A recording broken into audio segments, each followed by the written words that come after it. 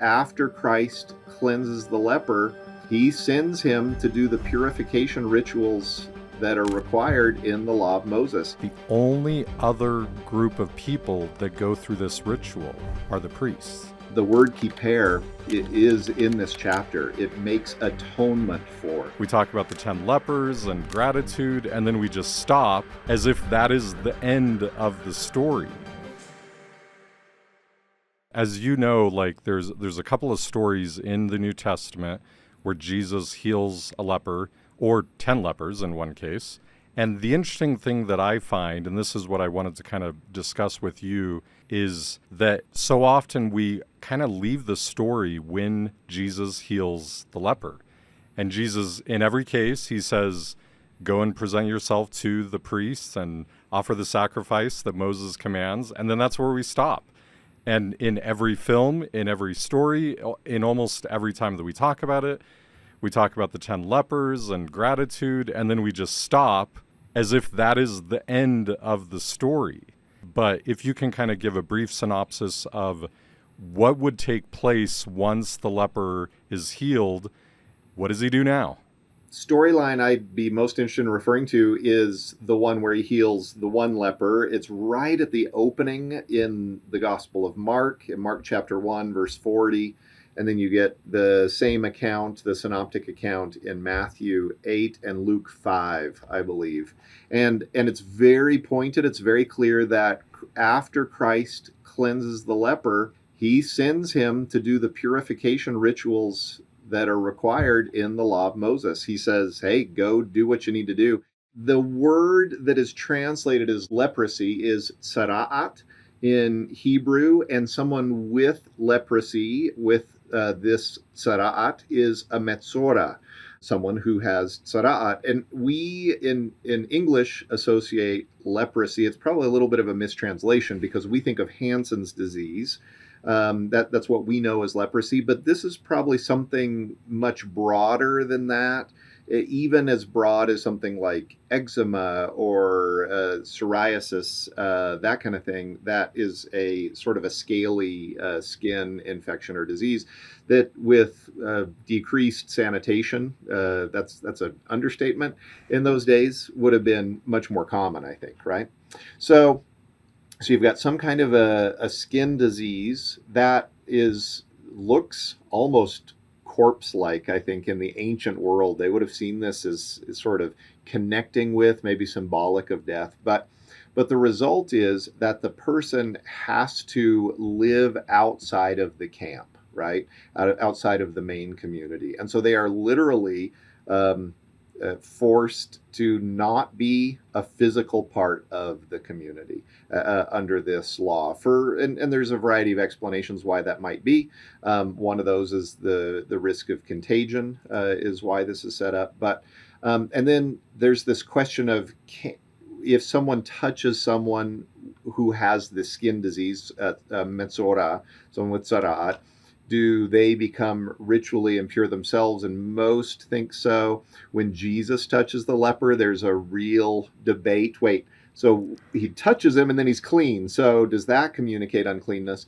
And there's some who would say, well, it's never made explicitly clear in the Bible that even touching a leper communicates uncleanness. But certainly what is clear is you have to live outside of the community, and some level of association with a leper would communicate ritual impurity or uncleanness to the other person. So it really does divide you socially from the rest of your people. And I would also add there's several examples in the Old Testament where there seems to be, not that leprosy was the cause of sin or that, that it was a symbol of it, but that there was a connection between, like with Miriam, for example, that she, goes against Moses and she gets leprosy. Yeah. And so there was kind of also this vision or this idea that if you had leprosy, it was connected with sin. Yes. Though it is not really, and God or Jesus makes that very clear with other examples in the New Testament. But people saw it that way. I think that's a really important point. Like, the Bible does not give any sort of moral associations to this, right? This is a process that is there without saying that the person is morally bad, at least the ritual process in Leviticus. But because of other stories like Miriam that you're talking to, and then later rabbinic commentators very clearly do associate and are probably building that from things in the community.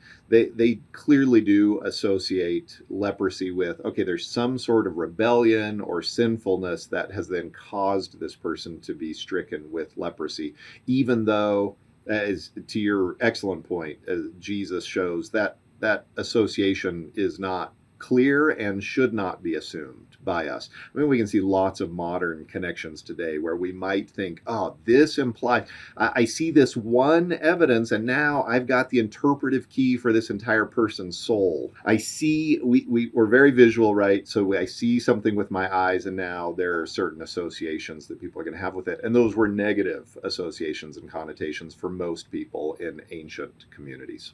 Yeah. And from my reading, and you kind of brought this up as well, it seems that because of the fact that leprosy, or what we call leprosy today, looks kind of almost like death, and because if you touch a dead body and the ritual impurity that was associated with the dead body, that possibly that's part of the connection, that in essence, like, oh, is this person almost have death upon them? And so is there that ritual cleanliness issue with them because death is almost on them, so to speak, through the visual aspect? That's spot on. There does seem to be this association with sort of the beginning of a living death, that if it were to occur, it's sort of like this intrusion of death upon a living person. And you can see that because it's going to talk about leprosy, so-called sara'at, in even buildings, that kind of thing, which is probably some sort of mold or fungus or mildew that we're sort of terrified of in our day as well, right? Like when this infects things, it looks like death, and there seems to be that symbolic or visual association with the two things. Yeah. Yeah, so in essence, to kind of round back, we have this issue where the leper has this disease, which we don't really fully understand what it is, but there's some sort of skin disease, and they are now ritually unclean, so that means they can't go into the community. It also means they can't go into the temple. They can't worship at the temple. They can't go into the city of Jerusalem, and so they really are an outcast. And so by being healed, they are now be able to be brought in. And so if we're connecting the dots here, that this is a symbol of sin, it could be a type for ourselves, that we all, because of our sins, are cast out of the presence of God. And we have to go through a ritual, so to speak, or a process that would cleanse us. And so let's talk a little bit about that cleansing process now. Again, you have the ritual, or you have the leper. He's ritually unclean. They are not able to come into the community. They're not able to worship at the temple. What is the process? What's the first step that they must go through to now become ritually clean? So step one of the process then, okay, he's clean now, and Leviticus 13 is going to have a way that the priest is going to be able to identify that the skin disease is no longer there. There has to be a certain way that the skin looks, and it describes that. It describes what it looks like when the skin isn't free of that contagion, or at least there's some question mark, and then the person has to return a little bit later to see if the skin's clean. In this case, in this miracle, we know the person is going to show himself to the priest outside of the camp. This isn't done at the temple. This is outside of that space. And then the priest will proclaim that person healed, and then the process starts of the purifying ritual after that priest has proclaimed that. So yeah, and let's go through that process, the ritual there of once the priest has said you are clean, but they're not clean that they can go into the temple yet. They're healed. Yeah, they are outside the city still. Yeah. Things still have to happen before they can then go in. So what is this first part of that ritual? Yeah, and you said it better than I did. So they're healed, but they're not clean, so to speak, or they're not ritually purified yet, right? So the ritual is, and it's really beautiful. I mean, in a very ancient sense of it, our modern sensibilities might not always appreciate it, and it actually it's complex. And so it's got connections, as I'll mention, to when there's corpse uncleanness, right, or impurity.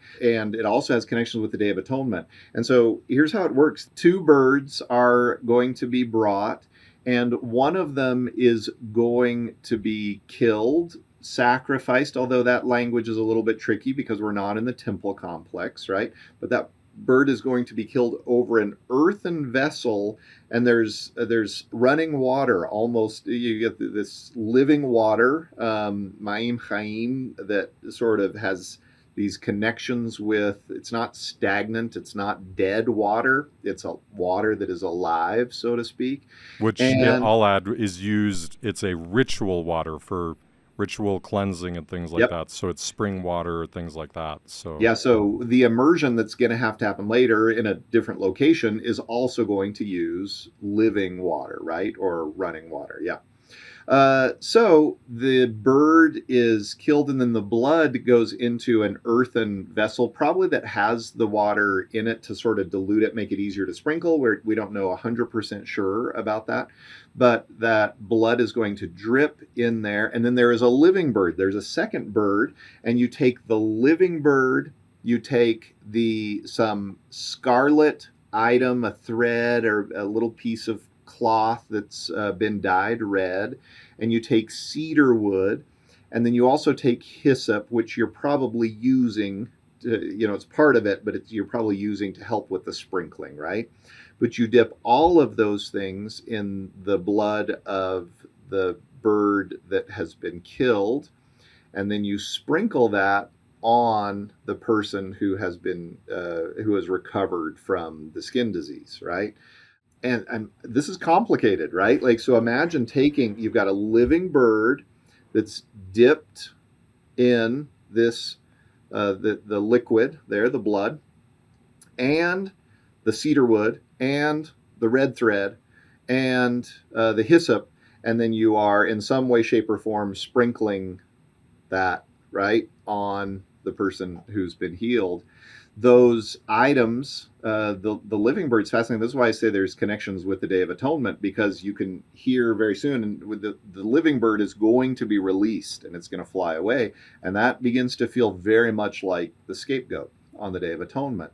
And then this idea of taking and sprinkling the blood, this feels like a red heifer kind of a symbolism that is used with corpse uncleanness. And so there's all these connections and connotations elsewhere with this very powerful, complex ritual. Yeah, and I can say when we did the reenactment for the film that we did, trying to dip the bird into the water and the blood, which obviously we used fake blood and we didn't actually kill the bird, but in that process, we'll just say the bird did not want to be dipped. It was, hard. And I could imagine that would have been the way it was, this living bird going through this. And so it can come across, especially to a modern audience, as a very strange ritual, to say the least. Very arcane. Yes. Well, and most people would think that, much like with the scapegoat, where there's hands laid on the scapegoat's head and it's placing the sins upon, or the uncleanness upon that scapegoat, is sort of transferring that's the idea of dipping the living bird, that it's associating the bird that is killed, right, and the blood of that bird with the living bird. And then the question is, the symbolism of this living bird, it differently than the scapegoat, which is driven out of the camp, and then eventually, at least according to the Talmudic sources, they're so worried that this scapegoat that has the sins of the congregation on it is going to wander back in. That would be disastrous. That someone's given the assignment to actually make sure that the scapegoat, this is a little sensitive, I apologize for those of us who really appreciate life and living animals, is dropped off of a cliff. Actually, like, it's not, hey, cute little goat, go free. This is the goat as representing this outcast sort of situation. Now, the bird is, it appears to be almost certainly doing the same thing. So the scapegoat is even known as Azazel. It's like, it becomes almost like an evil or demonic right? Outcast kind of a figure. The bird probably is doing the same thing, but that image of a bird flying away does give to me anyway, this may just be my modern sensibilities, but this image of freedom seems to be stronger to me with a bird flying away. Whether they would have understood it that way or not, I'm not 100% sure. There was a commentary that I read that I thought was really interesting, and it mentioned how because the bird is covered in blood, that it would probably actually draw like birds of prey to it, and so it would probably very quickly be killed because of that. And so it still could kind of have a similar thing with the scapegoat that, the scapegoat is being killed by Israel throwing it off the cliff, but this bird could be killed by another bird of prey. So well, and if we want to go ahead and draw some connections with Christ and his role, this bird I really appreciate I appreciated what you said there, Daniel. This idea of, well, a bird covered in blood is not going to do very well once it's set free, and I agree with that understanding. It becomes another symbol of Christ. You have the one bird that represents for Christians Christ crucified, Christ who bleeds for us, right, and whose blood has atoning power. And the word kippur is in this chapter. It makes atonement for, although it comes later in the chapter, referring to the temple rituals, right? And so Christ's atoning blood and his death do have power for us. And that's just my way of thinking about the way this points to the image of Christ for me. yeah, and I think one of the powers of this ritual is there's so many connections that could be made. And I almost wonder if God was purposeful about not giving us the interpretation so that we have to go through this process of saying, where do we find Christ? What are the connections? Because I've heard other scholars that say, the one bird that dies could represent the death of Christ, and then the released one is the resurrection. I've heard others even talk about our own ritual cleanliness, that one must die so that we are free.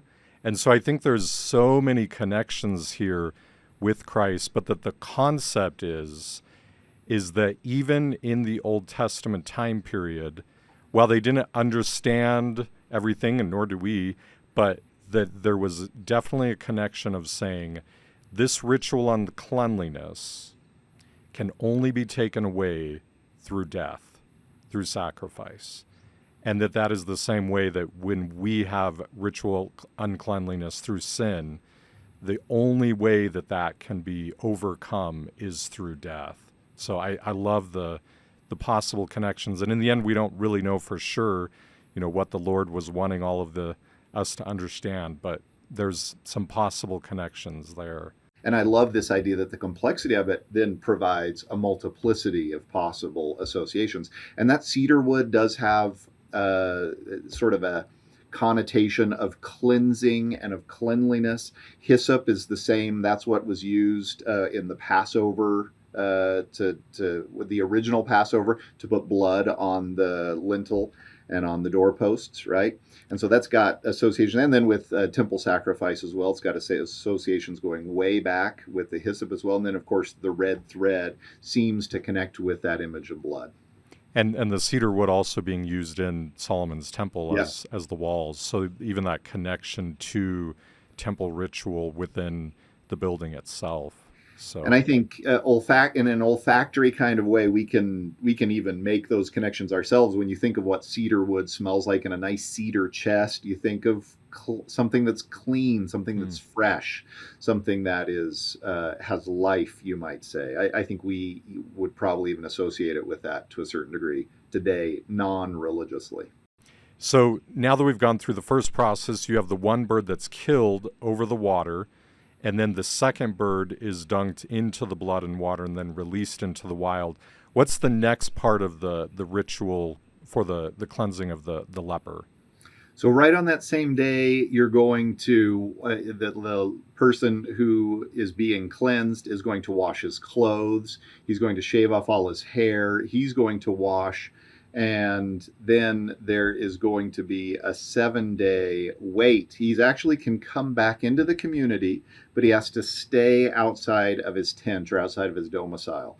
And so there's this waiting period. There's this, as ritual theory, you would call it a liminal, an in-between period where you're processing, and you're preparing. And I like to think emotionally, this is a really exciting time. It's a time redolent of sort of something is about to change significantly in my life, and I'm moving towards that. And so emotionally, I've been completely disconnected. Now I am reconnecting with my community, but it's not all the way there yet, right? Yeah, he's not allowed into the temple yet. It's coming up close, but he's allowed into the community. It's like steps process to get there. Well, and if you think of even the home or the tent, your own tent, right, as a sacred space, there's this indication that he has to even sort of set up outside of there, right? But then even especially outside of the tent of the tabernacle, right?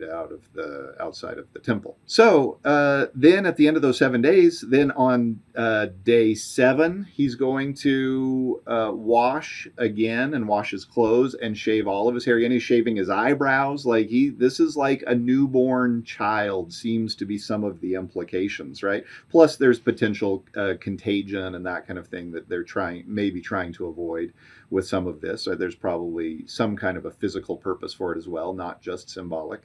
And then on day 8, now it's time to go and present himself in the temple. This is now the culmination of all. So let's go over that. So he goes into the temple, and if I can kind of, think about it from the perspective of the leper, that they have been not only cast out of society, but they have not been able to worship at the temple. 3 times a year they're supposed to go to the temple. They can't participate in that. And so all of a sudden, for the very first time, it must have been very emotional that they are now permitted, not all the way into the court of the, where the altar is, but they are beginning again, they're going through that process. So let's talk about some of that ritual, and in particular with the connection of Jesus and the temple of Herod, so the court of the women. Let's talk a little bit about that. Yeah, so there in Jesus's day, you have, this is going to be in the court of the women, and there's actually a space for the lepers, not the court of the lepers, Daniel. Chamber of the lepers. Yeah, the chamber of the lepers, thank you. So, yeah, and you've got the chamber of the lepers on the northwest corner. So it's going to be right by the stairs leading up to the Nicanor gate there in Herod's temple. And so it's going to be right on the edge of the court of the priests where the altar of sacrifice is. And that chamber is going to have a place for a ritual bath, so that he or she can completely immerse in that ritual bath. And then the person who's coming for these final cleansing rituals, and I think you make a great point, Daniel, that this is going to be very emotional. Like, imagine you have this feeling, you're thrilled to be healed, but then now you're coming back into the presence of God, symbolically speaking, right? And so you're going to bring, if you haven't sufficient money, you're going to bring 2 male lambs a year old and one female lamb a year old. And then those are going to serve for a guilt offering, a sin offering, and a burnt offering.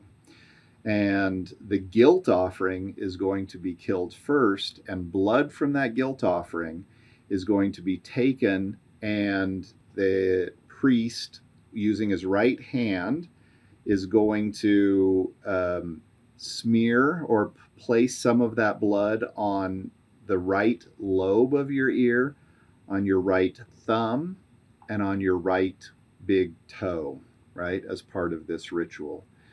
And you sort of are being cleansed by this. And then you've also brought with you some flour for a meal offering, meal meaning flour offering, bread or cake offering, right, that's been mixed with going to be mixed with oil, and you've brought some oil, about a pint of oil you've brought, and some of that oil is going to be put in the priest's left hand, and he's going to hold it there in his hand, and then with his right hand he's going to anoint you with oil in the same locations.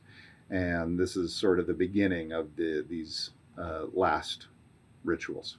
And he also takes, once he's put the oil on the right ear, the right thumb, and the right toe, he then takes the oil, the remaining oil, and puts it on the head Yes. of the person. So not only are those three parts, but also even the head is then anointed with that remaining oil. You are truly becoming an anointed one, so to speak, through this process. And of course, as Christians, we know that Christ, Christos, or Mashiach, the Messiah, means the anointed one. And these symbolisms, and this is where the text is literally going to say, it will make atonement for him, kippur in the Hebrew, right? That's actually probably referring even more so to the animals that are killed and sacrificed and then placed upon the altar. But this is an atoning kind of a ritual. But in that day and age, these people would have raised and killed their own food, and so they would have been very familiar with the processes of life and death. And the blood of animals would have had powerful symbolic meaning under the Mosaic covenant. Blood is a symbol of life, but also this idea of a symbol of death, right? It's this powerful substance that symbolizes, it's ambivalent in that way, both life and death, right?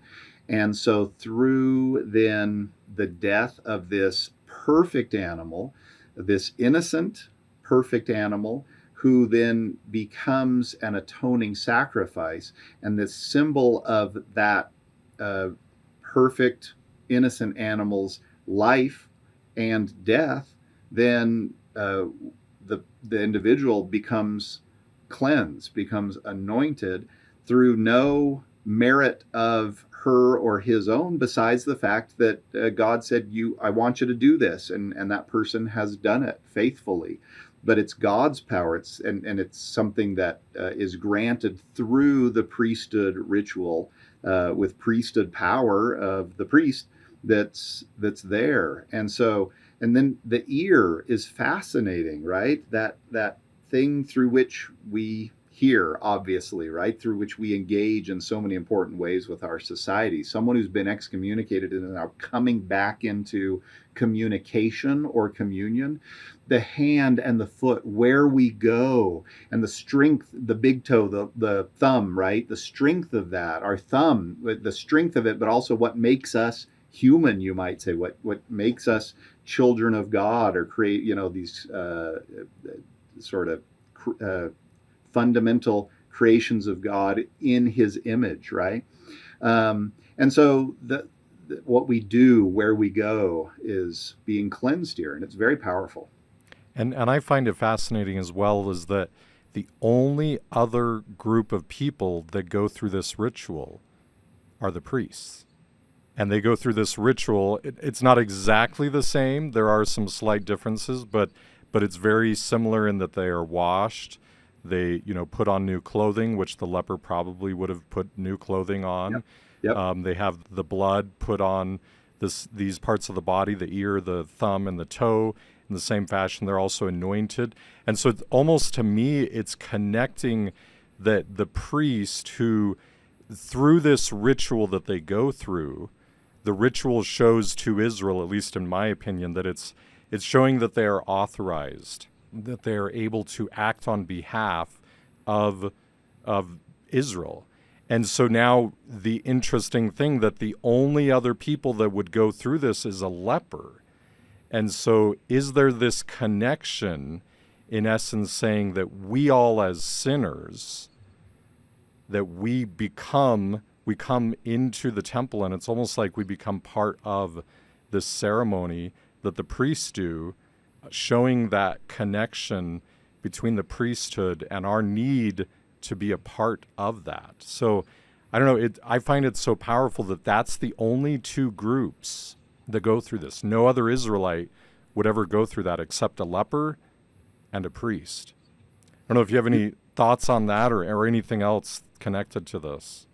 I think that's beautifully said, Daniel. And I would say we began with this idea that leprosy or the skin disease was seen as a symbol of death or is visually connected to death. And so if you think then of this pointing to, or us seeing this as sin is connected to death, we are all sinners, we are all lepers, and we all have these elements of death within us, right?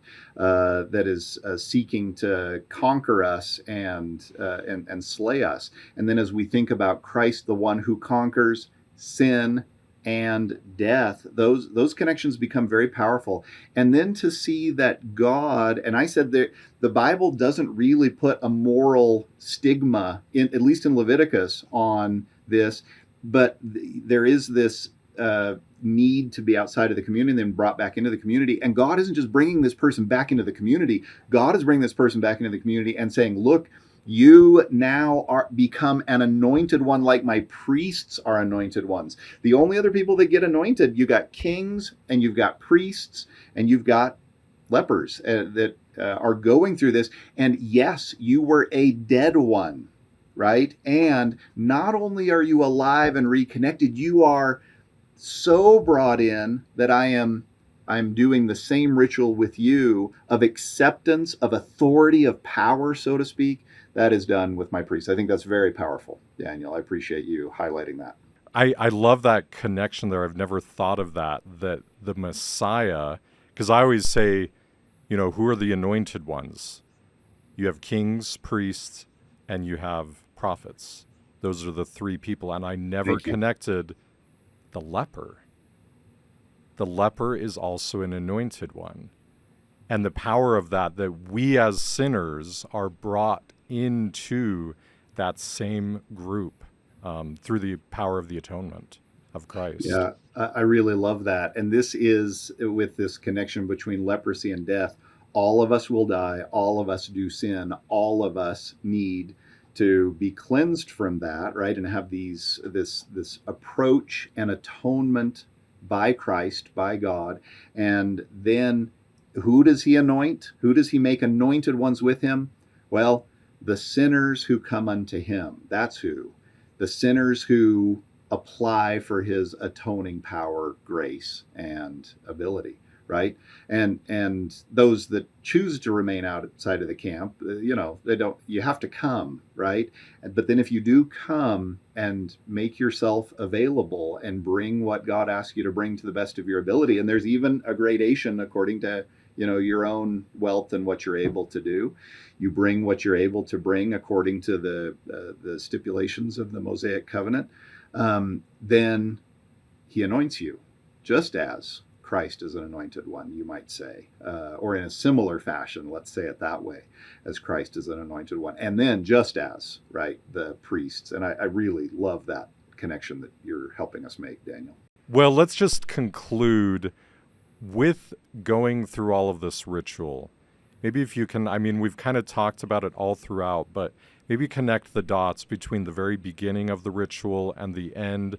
Like, what do you see as the lesson that we can learn? Again, we are making some assumptions or interpretations here, so it's not necessarily in the text, but I think the Lord wanted us to do that. He wanted us to see this ritual and see ourselves in that process. So what are some of the things that, again, kind of going through the whole thing now, what do you feel would be a good way to kind of conclude this? If I see myself as a Matzores, as someone with Tzara'at, then what God is saying to me is that my power heals you, and then I want to bring you back into my presence at the temple, and I want to reconnect you emotionally, socially with my community. And that's going to begin with the atonement, so to speak, with the death of innocent birds and this bird that's going to fly free, and these symbols of atoning blood and atoning power, and then the washing and making yourself new, and then this sort of anticipatory wait that brings you finally on the eighth day into the temple, where he will truly then anoint me as he does with his priests and atone. Those sacrifices will atone and bring me fully into an authorized standing symbolically in the presence of God and his authorized priests and the community. This is really beautiful and powerful symbolism for us to ponder as we seek to apply it in our lives. Well, thank you so much, Shon, for your time. This has been beautiful. I've learned so much. I've studied lepers, the process, and I've learned so much from this. So thank you for your time. We really appreciate it. My pleasure. Good to be with you, Daniel. It's always fun. You know as much about this as anyone, and so it's fun to get to ping back and forth with you on these concepts. Well, thank you.